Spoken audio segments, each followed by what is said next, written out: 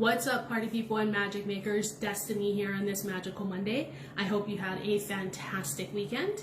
As you know, every Monday I come to you with a mindset video right here at 12 p.m. Mountain Time. And we have been talking about shame this month. So we've covered quite a lot of ground in regards to shame. And I wanted to give you something that you could grab onto. Something that you could really hold on to and utilize when moving forward and supporting yourself in healing and dealing with your shame. And it wasn't really like a huge surprise to me because I get inspired by a lot of different things.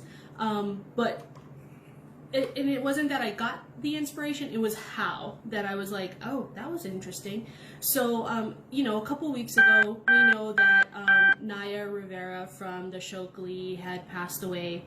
And a lot of people were putting up some of the videos and like some of her big songs from the show Glee.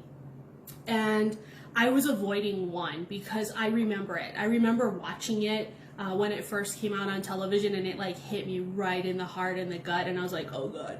And I was avoiding watching it because I remembered it so vividly. But I watched it anyways one day because I was like, okay, I'm ready to see this now. And it was the one where she was singing about Corey Monteith passing away, and I believe the song was like only something dies young. I might be butchering that, but I'll put it in the post so you can see it. Only the good die young. That was it. And it wasn't so much the song when she sang it, but it was afterwards, where she was sitting with the character Kurt, and he was played by Chris Colfer, and they were sitting in on their stage, right, in their cafeteria stage or their stage, and they were talking about it, and she felt horrible because she couldn't even get through the song, and Kurt said something incredibly powerful where he was like, I don't think when you pass away and people are like, are at your funeral, they're going to remember, or even you're going to remember all of the stuff that you were ashamed of. That's not what's going to come to mind for them. And like, I stopped the video there because I was like, wow, that is incredibly powerful, right? And so that's what I want to do. If you are driving, or if you are doing anything of the sort that like you're not able to just be present and sit for just a moment, then pause the video and come back and watch it later. And like, I'm serious about this because I'm going to ask you to close your eyes. Okay? And I really want you to envision, like, and I know this sounds a little morbid, but it works so well. I did it on me that I was like, holy crap. Like, envision your funeral. Envision the people that are going to be there, right? Envision, like, all of this stuff that's going to go on. And does anybody bring up shame? No, they don't. Does anybody bring up stuff that, are they going to shame you at your funeral? No, not at all. No. Are you, like, going to be there, like, remembering and reminiscing on all the stuff that you like got shamed for? No. Are you going to be doing that even a month prior? No. Like, it is something that we create for ourselves, and that is just ridiculous, because when it really truly matters, that it doesn't come up. It only comes up in those moments, right, where we want to beat ourselves up. And that's the bullshit in all of this, right? If you were closing your eyes, go ahead and open it now. But like, think about that, right? If it's not gonna matter in the decades later when you're gonna pass, why are we making it matter now? And the God's honest truth to that is because we like beating ourselves up. Okay? That's what shame does. It's a cycle where we get to go back and we get to bring out that golden hammer and we get to beat ourselves up. And it's crap. Because a lot of the stuff that we feel like we should be ashamed for, there's no way not at all. We shouldn't feel that way, mostly because, one, we didn't know. Two, that shame is something that we recreated from like looking back at something going, oh, I should have done this instead, but we didn't know to do it in that moment that the thing happened, right? But yet here we are like, oh, I should have known better. Let me throw that golden hammer at myself. Let me beat myself up. And why do we beat ourselves up? Let's go back to our energetic addictions, because it's what we know.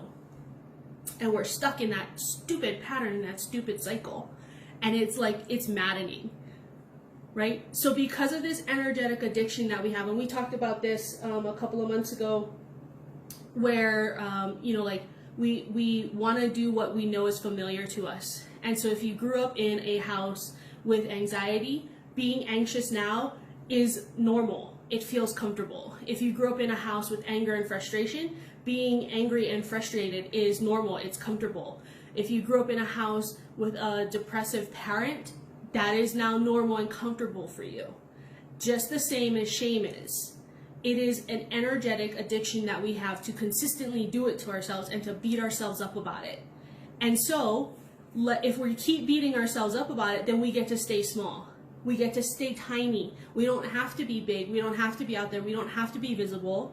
We don't have to heal ourselves. And it's really comfortable until it's not. Until somebody comes around and they're like, why are you doing that? You know you don't have to do it. And then it's like, oh crap, I don't have to do this. And that's where the work begins. Because no, you don't. And the thing is it's not like it's a whole, huge thing where you have to get over shame and it's going to take decades. Like, it could if you wanted to, but it doesn't have to. It's as simple as a choice. Where you're like, no, I don't want to do this anymore. And then don't freaking do it anymore. Stop it. Like, stop it right now. Just stop, right? Like, it's too short to be beating ourselves up consistently. Like, it just is. And then when you think about what happens when you hold that shame and you beat yourself up consistently, how are you physically and emotionally and mentally draining yourself? And all you have to do is stop. Break that energetic addiction. Break that bullshit of wanting to, beat yourself up and golden hammer yourself.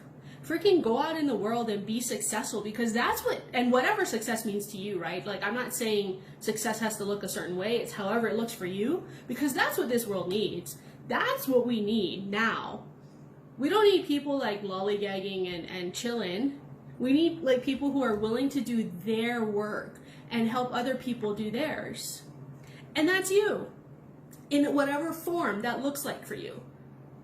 That could look like writing. That could look like raising money for donations. The gamut of what that looks like, it's uniquely yours. And it's time that each and every one of us go out and do that thing, whatever it is, to be successful. Because it's bullshit when we're not. And we're going right back into that freaking tunnel and that spiral of shame and our energetic addiction. And again, bullshit. Bullshit. So let's utilize this tool, right? Really, seriously sit down, close your eyes and think about what will come, and for anybody that has gone to a funeral, just think about, did anybody mention anything that would have brought the person shame? I've gone through my head on the countless dozens upon dozens that I've been to, and I'm like, no, not once. Not once. So why do we allow it to happen every single day? To ourselves. We're doing it to ourselves. That's the maddening part. It doesn't happen then, so why are we letting it happen now? It's that stupid energetic addiction that we need to break, right? Break it and then be free of this stuff and go and live the life you were meant to live. Boom, right there, okay? So go do that. Free yourself from this. It doesn't have to look the same. It can look different. It can look easy. It can look calm. It can look like you have a choice rather than feeling stuck, right? It can look different. So go make it look different. All right, until next week, peace.